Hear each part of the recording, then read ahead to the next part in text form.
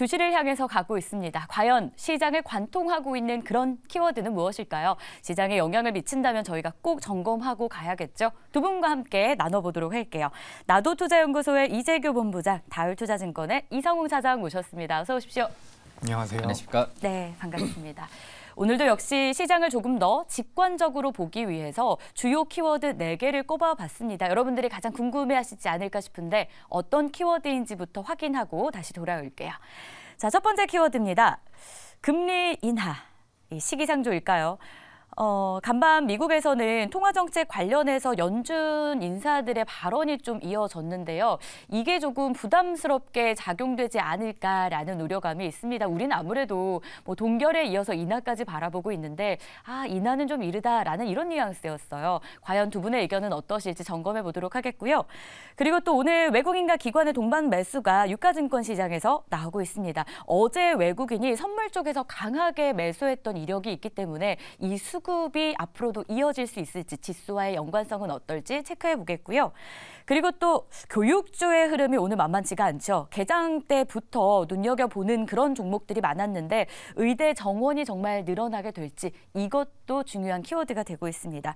그리고 건설주가 11월 들어서 야금야금 계속 올라오고 있어요. 소리 없이 강하다라는 느낌도 드는데 9월 달에 악재를 딛고 이제 회복하는 시그널로 봐야 되는지 한번 체크해 보도록 하겠습니다. 자, 그럼 본격적으로 하나씩 키워드를 열어서 힌트를 좀 얻어보겠습니다. 첫 번째 키워드는 통화정책, 시기상조 금리 인하라는 키워드를 가지고 왔는데요. 지난주만 하더라도 저희가 사실 CPI 지표를 통해서 굉장히 좀 통화정책 관련한 기대감을 좀 갖고 있었는데 간밤에 리치먼드 연은 총재가 고금리 장기화에 대한 어떤 발언을 했어요. 이 고금리 장기화가 진짜 이어진다면 또 우리한테 실망감을 주지 않을까라는 생각이 드는데 이재규 본부장님은 이에 대해 어떤 의견일까요? 한 줄평 먼저 열어볼게요. 아직은 시기상조가 맞다 이렇게 보고 있습니다. 그럼 아직은 금리 동결에서 우리가 좀 만족해야 된다라고 보시는 거세요? 네, 그렇죠. 지금 우리가 여기서 생각해 볼 부분은 금리 인상을 더 이상 하지 않는다라는 부분이 저는 굉장히 중요하다라고 보고 있습니다. 그리고 실질적으로 이제 금리 인하를 하게 되면 우리나라 기업들에 도움이 되는 부분들도 있지만 금리 인하가 마냥 좋은 것은 아니기 때문에 저는 금리가 현재 수준에서 조금 내려올 수도 있겠죠. 내려온다라는 이제 분석 같은 경우는 이제 미국 내에서도 계속해서 엇갈리고 있는 상황입니다. UBS 같은 경우는 내년 3월부터 금리 인하를 할 수 있다라는 내용이 나오고 있고요. 그리고 모건 스탠리 같은 경우 내년 6월 달, 골드만삭스는 내년 4분기에 금리 인하를 할 것이다라고 이야기를 하고 있는데 지금 계속해서 엇갈리고 있는 상황이지만 우리가 여기서 냉정하게 볼 부분은 지금 우리가 불과 한 달 전, 2달 전만 하더라도 금리 인상에 대한 그런 부담감을 좀씩 가지고 있었단 말이에요. 인플레이션이 잡히지 않았고 그로 인해서 미 국채의 금리도 올라가고 유가도 계속해서 부정적인 모습을 보였었는데 이제 그런 것들이 어느 정도 잡힌 지 불과 며칠 되지가 않았습니다. 근데 그런 상황에서 벌써 금리 인하를 우리가 기대한다라는 것은 좀 시기상조라고 말씀을 드리고 싶고요. 실질적으로 금리 인하가 진행되게 되면 생각보다 시장이 안 좋을 수도 있습니다. 그러니까 시기를 좀 시간 자체를 좀 텀을 두고서 진행이 돼야지 이제 시장에 큰 충격이 없을 거라고 보고 있는 부분이니까 이런 부분들을 좀 참고하셨으면 좋겠고요. 그래도 이제 그동안 고금리로 인해서 좀 부담을 느꼈었던 업종군들 같은 경우는 이제 자금도 좀 유입되고 있는 모습이고 전반적으로 우리나라 시장에 대한 기대감도 유효하다라고 보고 있으니까 이런 부분들로 인해서 연말까지 좀 긍정적인 랠리 모습을 기대해 볼 수 있다라는 말씀 드려보도록 하겠습니다. 알겠습니다. 일단 아직은 저희가 동결을 유지하는 이것, 그러니까 인상을 하지 않는 것에서 그죠. 우리가 이거 금리 인상 같은 경우는 사실 물가에 굉장히 민감하거든요. 물가가 잡히지 않으면 금리 인상을 우리가 하는 건데 사실 금리 인하 같은 경우는 경기 상황을 봐야 됩니다. 그래서 경기 상황을 우리가 고려해 봤을 때 금리 인하를 해야 된다라는 명분은 굉장히 부족하다라고 보고 있는 거죠. 그렇기 때문에 아직 금리 인하는 시기상조다 이렇게 말씀드리겠습니다. 좋습니다. 그럼 이성웅 차장님의 한 줄 평도 볼게요. 제가 미리 좀 확인을 하고 왔는데 일단 열어볼게요. 불안감은 여전하다. 내년 하반기를 기대하자라고 합니다. 어떤 불안감일까요? 일단 시기까지도 내년 하반기라고 힌트를 좀 주셨거든요. 우선 지금 이제 금리 인하를 논한다는 거는 물론 이제 맞아요. 우선 너무 빨라요.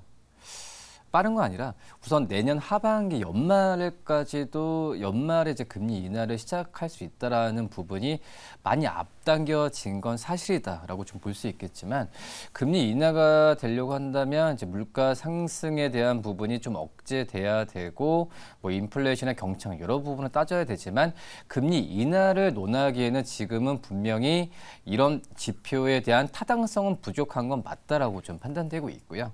다만 이제 이 시장에서 그냥 금리 인하를 할 수 있다는 부분은 말은 할 수 있다는 거거든요. 예, 말은 할 수 있지만은 지금 현재 지표상으로 본다고 하면은 금리 인하를 논할 시기는 아니고 그나마 좀 가장 현실적인 게 이 정도 금리의 수준이 얼마까지 유지가 갈 거냐 이 부분을 논하는 게 제일 현실적인 게 맞다라고 좀 생각이 되고 있어서 지금은 이제 금리 인하에 대한 부분은 물론 시기가 앞당겨졌지만 내년 상반기에는 하기에는 분명히 좀 힘든 구간은 있다라고 좀 생각이 좀 되고 있고요. 좀 물가 상승이나 여러 가지 부분에 있어서 지금은 연준도 스탠스는 강하게 내릴 가능성은 많이 없는 구간은 좀 맞다라고 좀 생각이 되고 있습니다.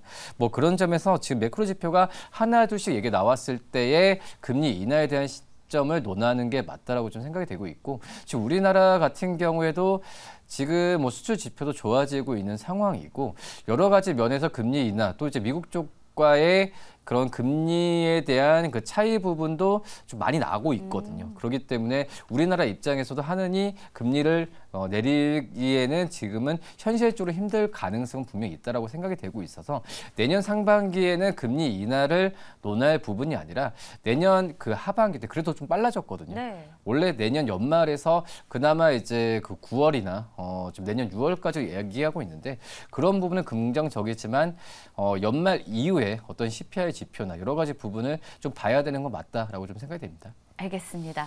결국 저희가 확인해야 될 지표들도 있고요. 또 시장의 경제 상황을 확인을 안 할 수가 없잖아요. 가장 밀접한 게 또 금리와의 연관성이기 때문에 조금 더 지켜봐야 된다라는 부분입니다.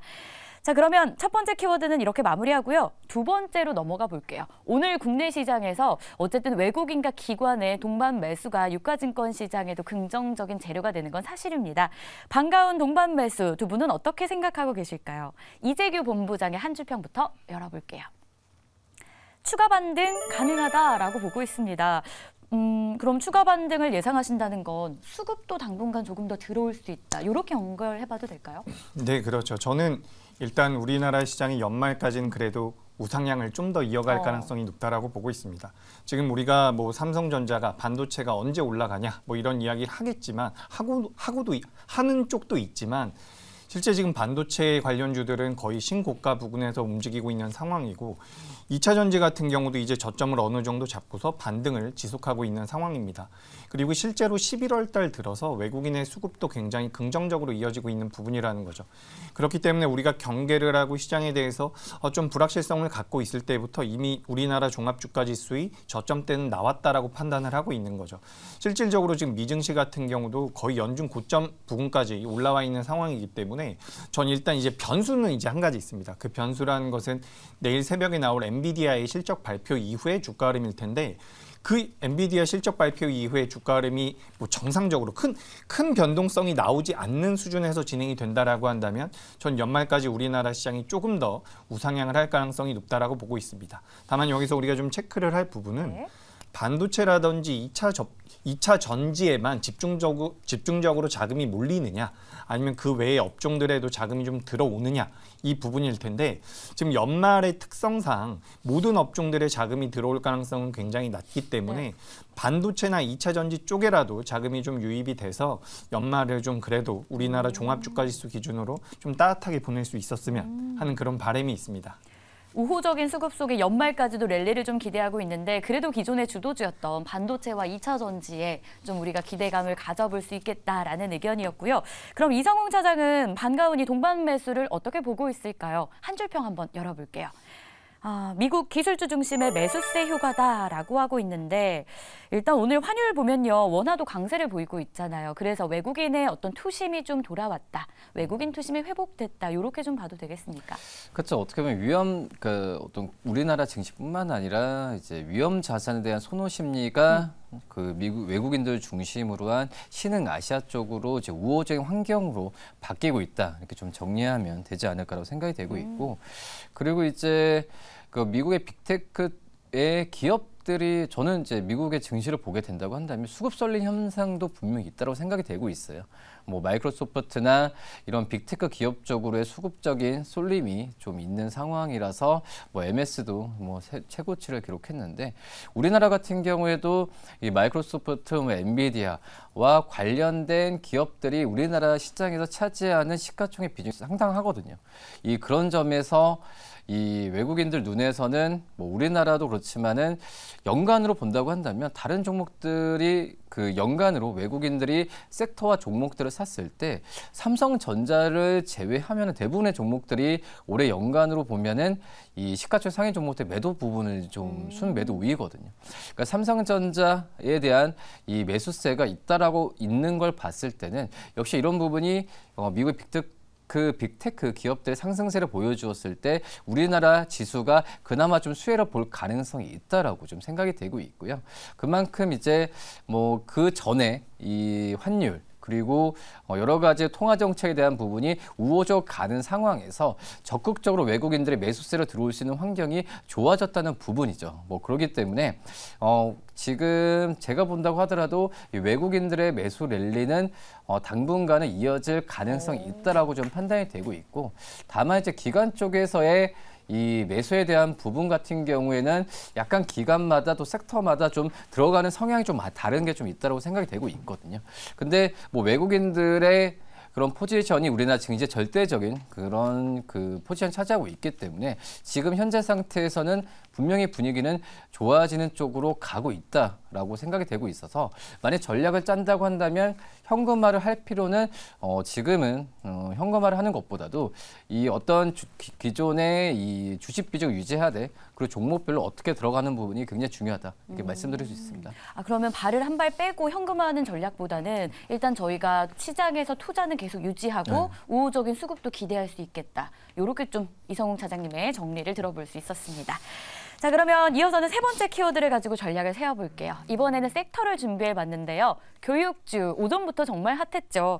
의대 정원이 늘어날 것이란 기대감이 있는데 일단 이게 교육주랑 무슨 상관인 건지 전 사실 그게 의문이라서 검색을 좀 여러 번 해갔거든요. 이게 정원이 늘어나면 그만큼 학원 수요가 늘어나서 그런 건가? 라는 생각도 드는데 투자 어떻게 해야 될까요? 비상교육은 상한가 풀렸고요. 메가MD도 좀 윗꼬리를 많이 달았네요. 빨간불이긴 합니다. OX카드로 한번 교육주 의견 들어볼게요. 들어주세요. 엇갈렸습니다. 자, 먼저 이재규 본부장님은 안 산다. 네, 맞습니다. 의견이신데요. 그러면 뭐 윗꼬리도 달렸고 좀 하루짜리 상승이었다. 이렇게 생각해봐도 되는 걸까요? 네, 지금 뭐 방금 전에 말씀하셨던 것처럼 의대 정원을 늘리고 뭐 이번에 이제 수능도 끝나고 나서 여러 가지 이슈들이 있긴 합니다. 그리고 정부에서 이제 교육 관련돼서 77조를 투자한다라는 이야기도 있는데, 사실상 오늘 만약에 윗꼬리가 달린다라고 한다면 단기적인 모멘텀은 좀 제한적이지 않을까라고 생각을 하고 있습니다.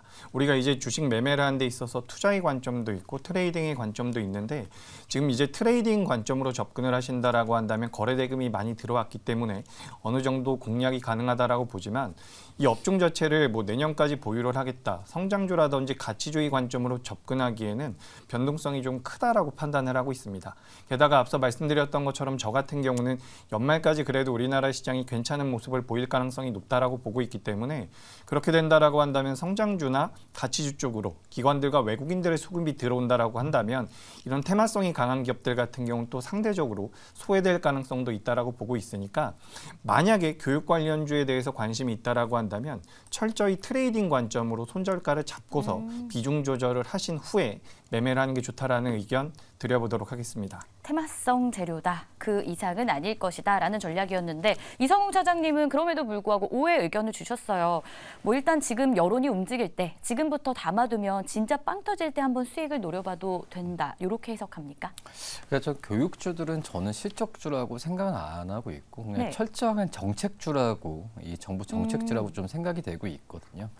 근데 대표적으로 그러니까 이 말씀을 드린 이유가 교육주들은 이런 의대 뭐 이 정원을 늘린다, 그리고 정부에서 그전에도 그렇지만 뭐 킬러문은 없앤다. 네. 여러 가지 부분에 있어서 정부가 이 관여를 했을 때 거의 뭐 90% 어떤 이 교육 정책에 대해서 정책 얘기만 해서는 거의 다 오른 시기였다라고 좀 볼 수 있겠고요. 뭐 그러기 때문에 이번에 의대의 정원을 늘린다. 왜냐하면은 지금 그전에는 좀 정책 나왔을 때 이 공교육 그리고 사교육에 따라서 이 종목들이 엇갈린 경향이 있었지만 오늘 같은 경우에는 전부 다 좀 올랐거든요. 그러니까 그 전에 어떤 그 교과서나 이쪽에서의 비중이 된 뭐 애니능률이나 이런 기업들도 그렇고 사교육의 대표적인 메가스터디 이런 기업들의 주가가 동반적으로 오르는 거 봤을 때 그동안에 침체돼 있었던 뭐 수능에 대한 효과도 많이 없었거든요. 뭐 그렇기 때문에 지금 이런 정부 정책에 의해서 이 사교육과 공교육으로도 많이 교육주 나눠지고 있는데 이런 기업들이 오르는 걸 자체로 본다고 하면은 물론 정책 테마주로도 있을 수 있겠지만은, 제가 봤을 때는, 우선 지금 투자 심리는 분명히, 그동안 억눌렸던 부분이 나올 가능성이 있기 때문에, 뭐 좋은 관점으로도 해석을 해도 나쁘지 않다라고 좀 생각이 됩니다. 알겠습니다. 두 분의 의견은 달랐지만 또 투자 성향에 맞는 선택이 필요한 교육주였고요. 마지막으로 빠르게 건설주도 한번 체크를 해볼게요. 11월부터 조금씩 올라오고 있더라고요. 지난 9월에 사실 불명예스러운 일들이 부실공사 관련한 게 있었잖아요. 이게 해소가 됐다라고 봐도 되는 걸까요? OX카드 한번 들어주시죠. 네, 먼저 이재규 본부장님, 두 분 다 매수 괜찮겠다라는 의견입니다. 건설주 어떤 게 좋은 겁니까? 네, 일단은 뭐 고금리 상황이 어느 정도 끝나간다라는 부분이 건설 경기에는 그래도 좀 도움이 될 수 있지 않을까라고 보고 있고 무엇보다 이제 너무 많이 하락을 한 상태라는 거죠. 그렇기 때문에 2024년도에 뭐 주택 경기가 완전히 좋아진다라는 분석은 없지만 그래도 주가적인 측면에서는 반등이 어느 정도 나올 수 있다라고 보고 있습니다. 그리고 우리나라 건설 기업들 같은 경우는 해외 수주가 많은 상태이기 때문에 이 해외 수주가 지속적으로 일어나게 된다라고 한다면 현재 주가 수준에서는 추가적인 반등 가능성이 높다라고 보고 있습니다. 다만 지금 건설주에 대해서 산다 안 산다로 질문을 주셔서 산다라고 말씀드렸지만 2024년도까지 우리가 생각을 해본다라고 했을 때 가장 좋은 업종군은 아니라고 생각을 하니까 이 부분도 참고를 하시면 도움이 될 것 같습니다. 알겠습니다. 자, 그러면은 이성웅 차장도 역시나 5의 의견, 건설주 매수 괜찮다였는데 어떤 관점에서일까요? 뭐 이번에 있었던 악재 빼고 업황이나 뭐 실적 이런 것들도 괜찮을지 궁금하거든요. 뭐 업황은 좋을 수는 없어요. 지금 현재 본다고 하면 고금리가 장기화되는 상황이고 지금 이제 우리나라 쪽에서도 뭐 PF 부실이나 이런 부분이 지금 해소되는 부분이 눈에 지금 솔직히 안 보이는 건 사실인데 근데 그런 부분이 주가에 너무 선반영됐던 감은 좀 크다라고 좀 생각이 되고 있고 막상 이런 뭐 PF 부실 이런 게 터졌을 때 지금 한 1년, 2년 좀 지나 보니까 우리나라 대형 건설사들이 그만큼 수용할 수 있는 재무적인 건설 능력은 좀 재무적인 부분은 많이 확충이 됐다라고 좀 판단이 되고 있거든요. 뭐 그렇기 때문에 주가 많이 떨어졌을 때는 저는 저평가 영역은 분명히 있다라고 좀 생각이 되고 있고 아직 바닥이다라고 이 확신을 말씀을 드릴 수는 없지만은 지금 과도한 우려가 주가에 선반영된 거는 분명히 맞다라고 생각이 되고 있습니다. 그렇기 때문에 낙폭에 대한 부분 같은 경우에는 좀 제한적인 수준으로 갈 가능성이 있기 때문에 너무 우려감 때문에 매수나 어떤 보유에 대한 부분에 있어서 주저하는 거는 아니지 않을까 이렇게 좀 생각이 됩니다. 알겠습니다. 이렇게 해서 키워드 건설주까지 확인을 해봤습니다. 도움되셨길 바라면서 두 분간 여기서 인사할게요. 오늘 말씀 고맙습니다.